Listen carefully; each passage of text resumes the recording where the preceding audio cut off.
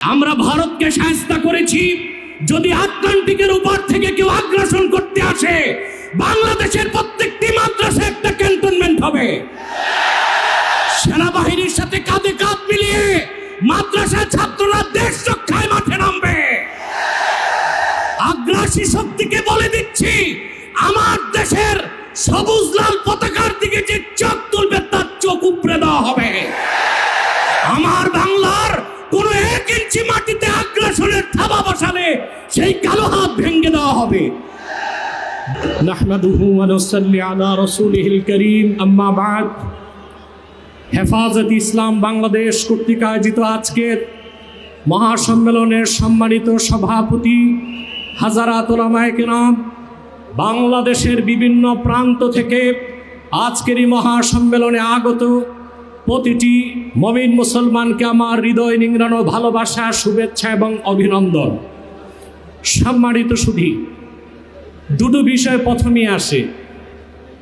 একদিকে বিতর্কিত নারী সংস্কার কমিশন করে আমাদের অনুভূতিতে আঘাত দেওয়া হচ্ছে, আরেকদিকে মানবিক করিডোরের সিদ্ধান্ত নিয়ে স্বাধীনতার উপর আঘাত দেওয়া হচ্ছে। আমার মনে হয় বিতর্কিত নারী কমিশন করে আমাদের দৃষ্টি এদিক রেখে বর্তমানে মার্কিন যুক্তরাষ্ট্রের সাথে বাংলাদেশের স্বাধীনতা বিক্রির সওদাবাজি হচ্ছে কিনা সেটাও দেখতে হবে। হেফাজত ইসলাম বাংলাদেশ শুধু দাবি করবে না, সকল মাসলাকের মানুষের পূর্ণ সমর্থন হেফাজতের প্রতি আছে। কারণ হেফাজত হচ্ছে বাংলাদেশে সর্ববৃহৎ ইসলামী অরাজনৈতিক সংগঠন। আজ আমি এই জনতার পক্ষ থেকে, বাংলাদেশের কোটি কোটি মুসলমানের পক্ষ থেকে হেফাজতের সম্মানিত আমিরের কাছে বলবো, হেফাজত রাজনীতিতে যাবে না, কিন্তু রাজনীতি নিয়ন্ত্রণ করতে হবে।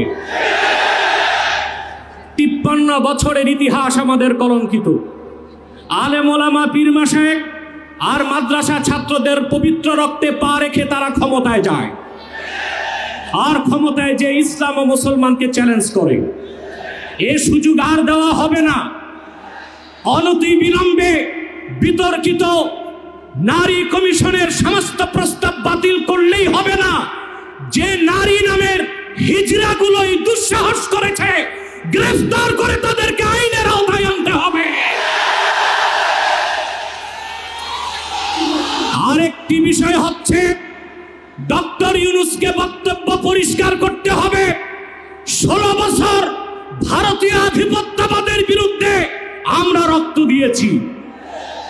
সর্বপ্রথম সকল প্রকার শিরক, কুফর, রামবাম, নাস্তিক আর ভারতীয় আধিপত্যবাদ ও ফ্যাসিবাদের বিরুদ্ধে রক্ত উৎসর্গ করেছে শাপলা চত্বরে হেফাজতের আলেম ওলামা কর্মীরা। সেই আন্দোলনের আগ্নেয়গিরিতে 5ই আগস্ট ছাত্র জনতা আগুন ধরিয়েছে শুধু। অতএব আলেম ওলামাকে বাদ দিয়ে কোনো সিদ্ধান্ত মেনে নেওয়া হবে না।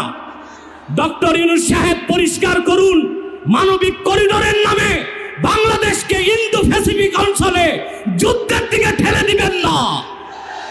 আমরা ভারতকে সাহায্য করেছি। যদি আটলান্টিকের উপর থেকে কেউ আগ্রাসন করতে আসে, বাংলাদেশের প্রত্যেকটি মাদ্রাসা একটা ক্যান্টনমেন্ট হবে। সেনাবাহিনীর সাথে কাঁধে কাঁধ মিলিয়ে মাদ্রাসা ছাত্ররা দেশ রক্ষায় মাঠে নামবে। আগ্রাসী শক্তিকে বলে দিচ্ছি, আমার দেশের সবুজ লাল পতাকার দিকে যে চোখ তুলবে তার চোখ উপড়ে দেওয়া হবে। আমার বাংলার কোন 1 ইঞ্চি মাটিতে আগ্রাসনের থাবা বসালে সেই কালো হাত ভেঙে দেওয়া হবে। বিদায় লগ্নে আরো 3টি দাবি আমাদের পক্ষ থেকে। ব্লাসফেমি আইন করতে হবে, freedom of expression, freedom of speech. বাক স্বাধীনতার নামে ইসলাম বিরোধিতা যেই করবে তাকে আইনের আওতায় আনতে হবে। আমার দেশে অসংখ্য আলেম ওলামা, নিরীহ মানুষকে জঙ্গি তকমা দিয়ে কারাগারে রাখা হয়েছে। যদি বাবর সাহেব মুক্তি পায়, তাহলে যে সমস্ত আলেম ওলামা জঙ্গির মামলায় ভিতরে, তারা কেন মুক্তি পাবে না? তাদের মুক্তির আগে সংস্কার না নির্বাচন হতে দেওয়া হবে না বাংলাদেশে। আমার 7ম দাবি, হেফাজতের পক্ষেই বাংলাদেশের সমস্ত মাসলাককে এক প্ল্যাটফর্মে আনা সম্ভব। একটি দাবি আদায়ের লক্ষ্যে, সেটা হচ্ছে বাংলাদেশে কাদিয়ানীদেরকে অবশ্যই অমুসলিম ঘোষণা করতে হবে। হেফাজত যদি ডাক দেয়, তাহরিকে খাতমে নবুয়্বত সহ সারা বাংলাদেশের মাসলাক আসবে।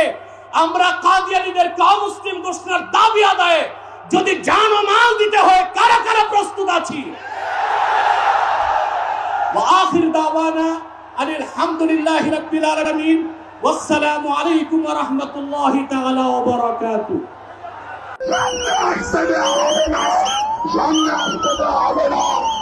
জাতীয় বন্ধুগণ, অতীতের মতো